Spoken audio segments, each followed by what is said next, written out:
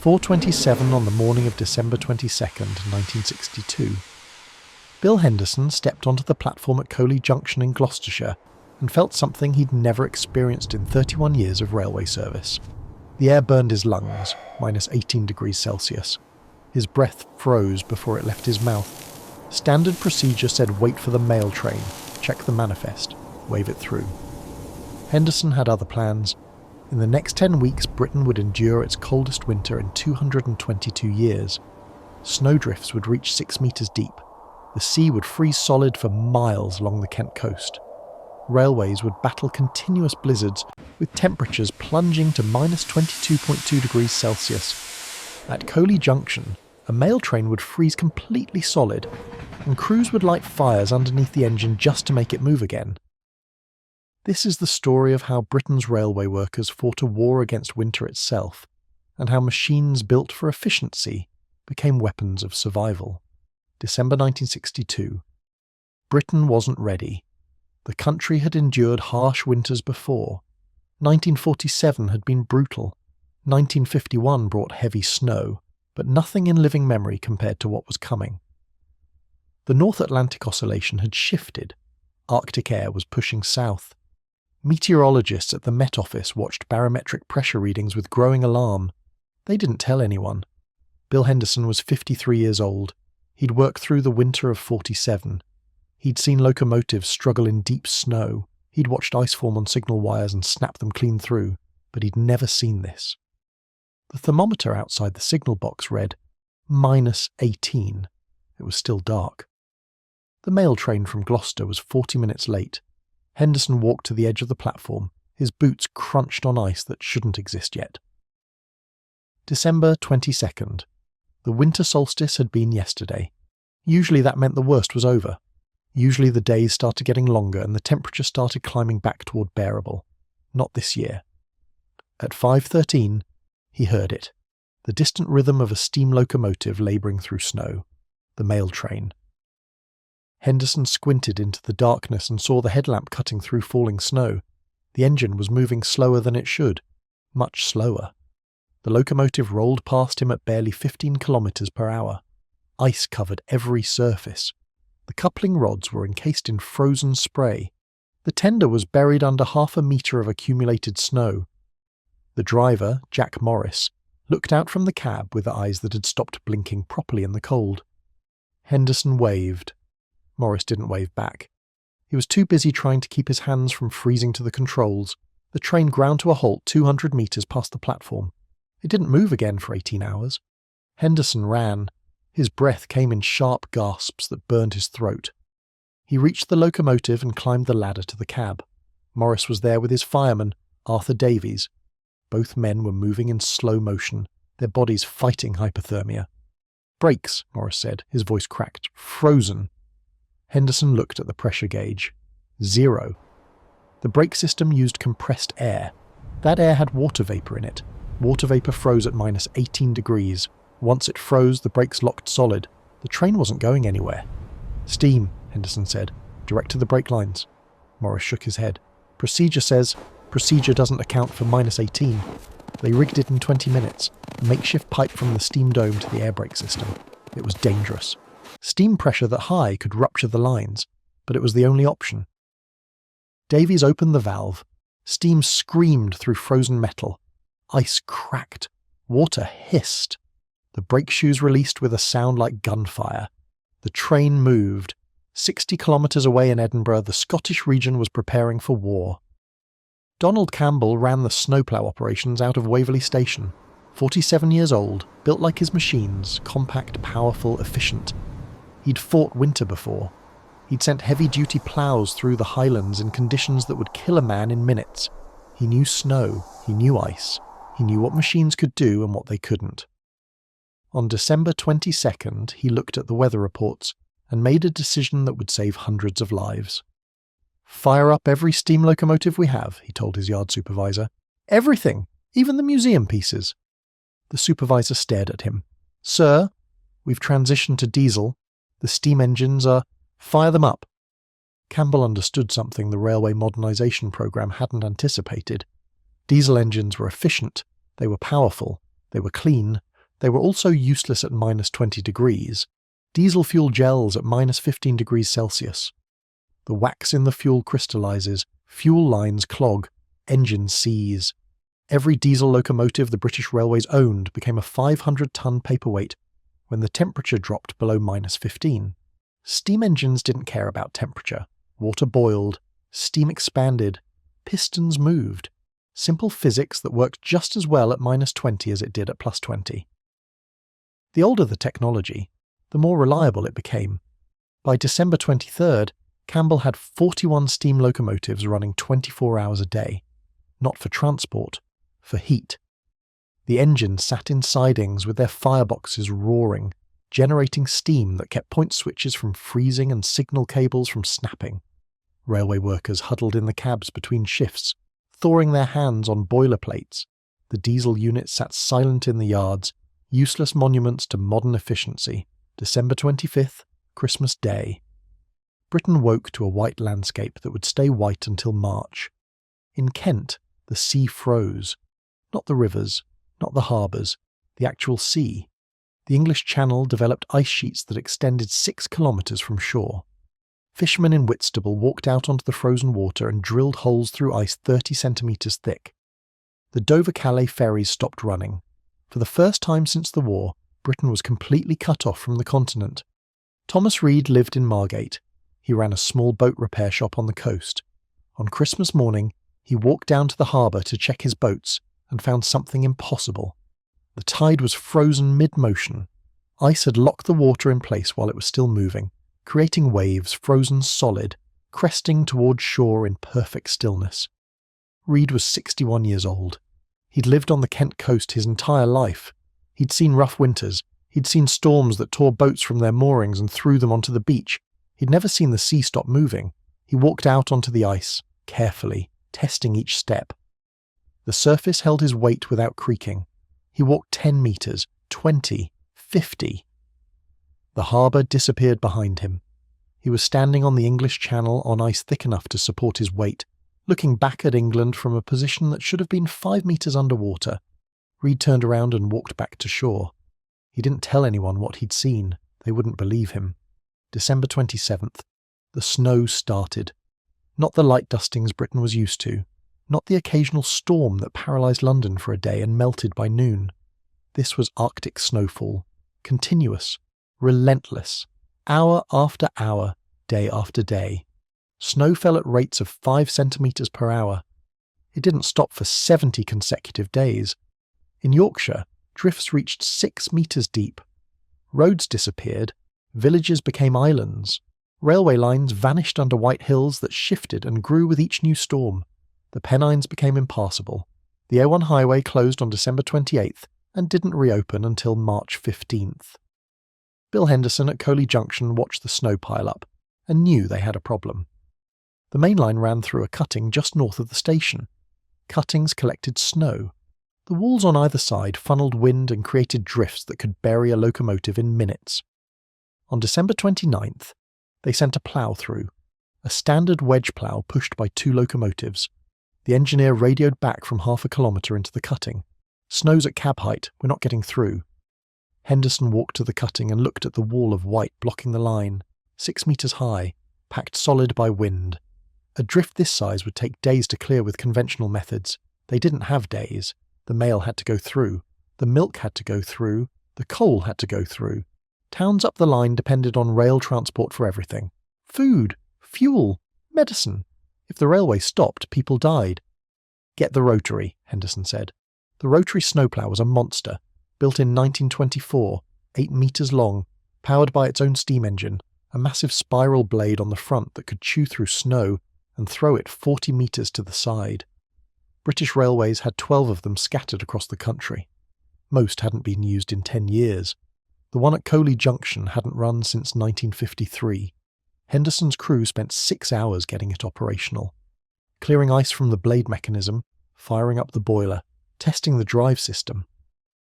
The rotary shook and screamed and threw steam from every joint. It was older than anyone on the crew. It was also the only machine capable of cutting through a 6-metre drift. They coupled 2 locomotives behind it for pushing power and sent it into the cutting at 11:27 on the night of December 29th. The blade hit the drift at 40 kilometers per hour. Snow exploded. The rotary's steam engine howled. The blade chewed into packed ice and flung it in a rooster tail that arced 50 meters through the darkness. The locomotives behind pushed with combined force of 90,000 kilograms. The rotary carved through the drift like a drill through soft wood. Henderson watched from the signal box. The headlamp from the lead locomotive disappeared into white chaos. For 10 minutes, he saw nothing but flying snow lit by electric light. Then the rotary emerged on the other side of the cutting, trailing steam and chunks of ice. The line was clear for 8 hours. By dawn on December 30th, the drift had reformed. The wind piled snow back into the cutting faster than they could clear it. Henderson sent the rotary through again, and again, and again, 3 times a day for the next 8 weeks. The crew worked in shifts, 4 hours on, 4 hours off, living in railway coaches parked in the sidings. They never stopped. January 2nd, 1963. The temperature dropped to minus 22.2 degrees Celsius at Braemar in Scotland, the coldest temperature recorded in Britain since records began in 1768. Donald Campbell's steam locomotives in Edinburgh were the only things keeping the railway operational. But even steam engines had limits. Water froze in tender tanks. Coal froze solid in piles and had to be broken apart with pickaxes.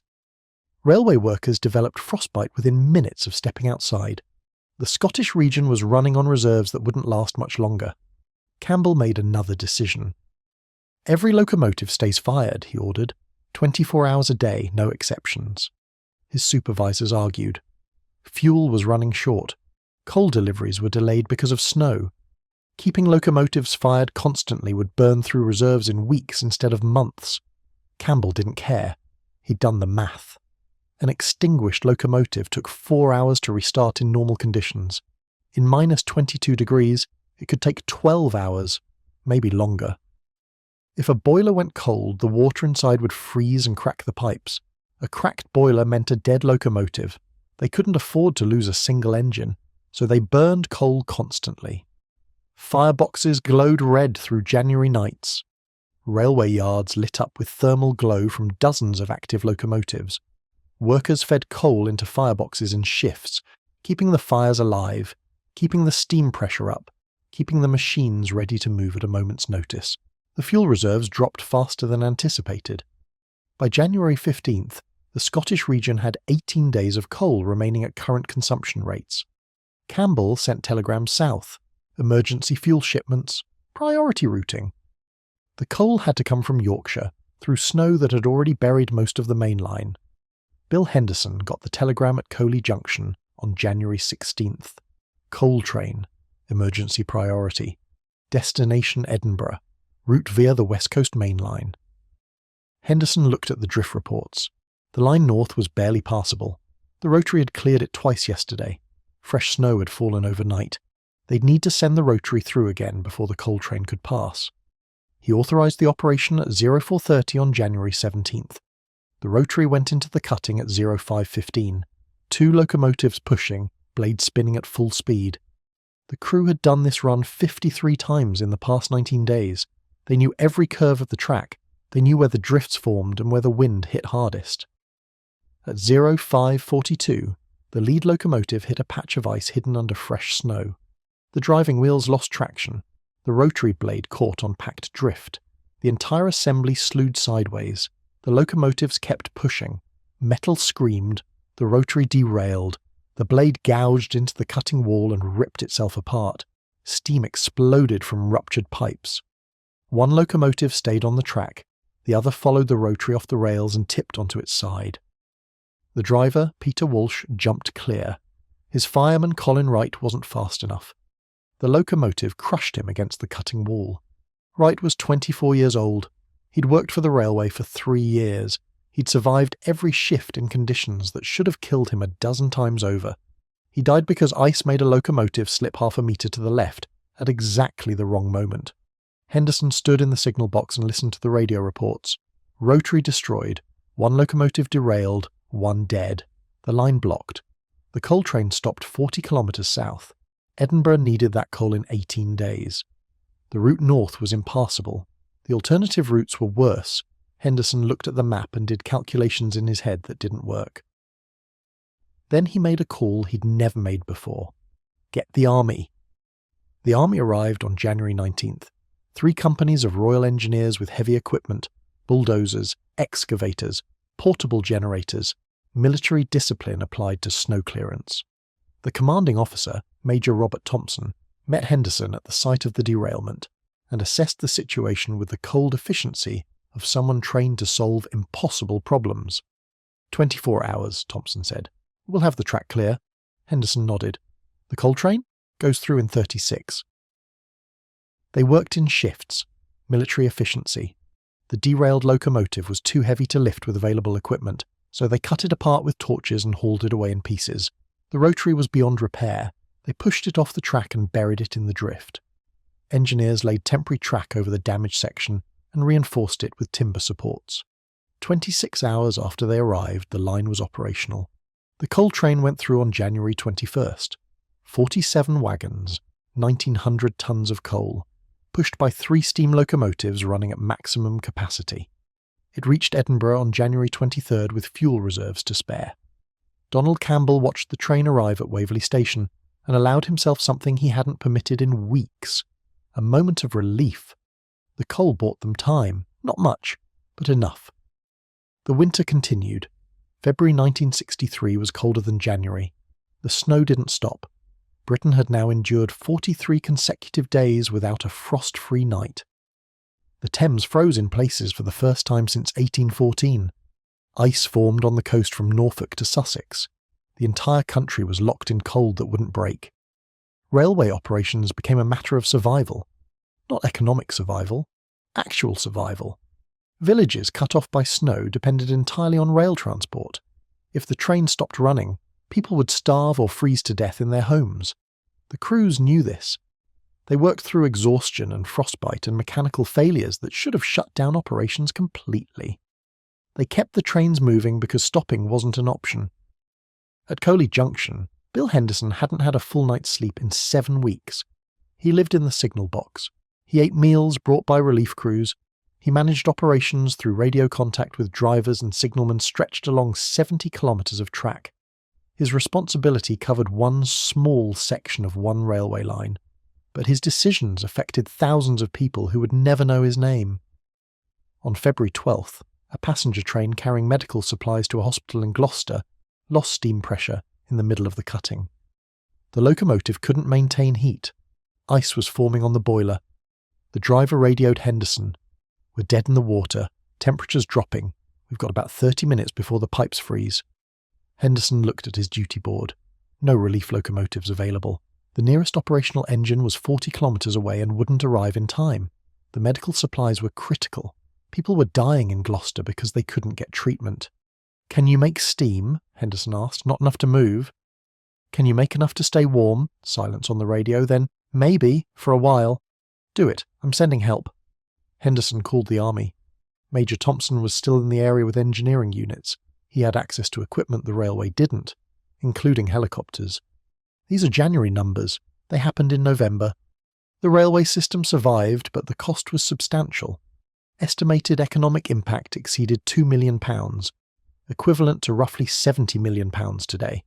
Thousands of tons of freight delayed, hundreds of thousands of passenger hours lost, incalculable fatigue among railway workers who'd fought conditions they shouldn't have faced for another month.